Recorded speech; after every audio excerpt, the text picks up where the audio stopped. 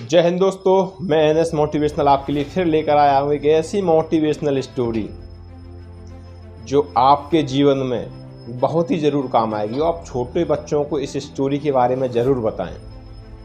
अक्सर होता क्या है, हमारे अंदर काबिलियत होती है, लेकिन हमें एक दो बार अगर असफलता मिल जाती है तो अड़ोस पड़ोस वाले हमारे यार हमें डीमोटिवेट करना शुरू कर देते हैं और हम उसी तरह हो जाते हैं।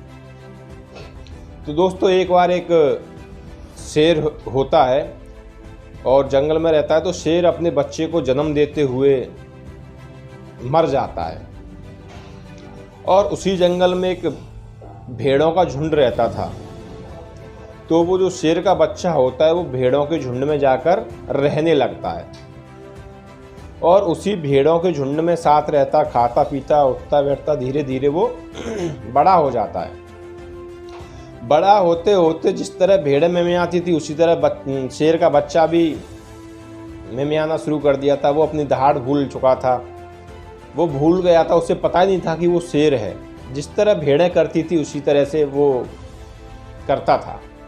उसका नेचर बिल्कुल भेड़ों की तरह हो गया। एक दिन उस जंगल में एक शेर आया और उसने देखा कि एक भेड़ों के झुंड में एक शेर का बच्चा। उसकी तो समझ में नहीं आ रहा था कुछ भी और वहाँ से वो शेर बड़ा आश्चर्यचकित हुआ। उसने उस शेर को पकड़ने के लिए प्रयास किया और उसके पीछे भागा और सभी भेड़ें भागने लगी। तो जब उसने उस शेर को पकड़ लिया तो उसने उससे पूछा कि तुम शेर होकर और भेड़ों के झुंड में क्या कर रहे हो और भेड़ें तुमसे डर नहीं रही हैं? वो शेर का बच्चा बोला मैं शेर नहीं हूँ, मैं तो भेड़ी हूँ। मैं तो बचपन से इन लोगों के साथ ही पला बड़ा हूँ, यही मेरा परिवार है। तो शेर की समझ में आ गई पूरी स्टोरी जो भी हुई। बोला इसके साथ क्या हुआ है। तो वो शेर उस शेर के बच्चे को, जो दूसरा शेर था, उसे नदी एक तालाब के पास ले जाता है और उसे बोलता है कि इसमें देख तुम कौन हो। तो जब वो शेर अपनी परछाई देखता है तो वो देखता है कि बिल्कुल दूसरे शेर की तरह उसकी शक्ल है और भेड़ें तो उस शेर से डरती हैं। जब उसे एहसास हुआ कि मैं तो वास्तव में एक शेर हूं, फिर वो दहाड़ मारता है शेर की तरह। पूरा जंगल कांप जाता है क्योंकि ये दहाड़ उसकी पहली दहाड़ थी। तो दोस्तों, हमारी जिंदगी में भी कुछ ऐसा ही होता है।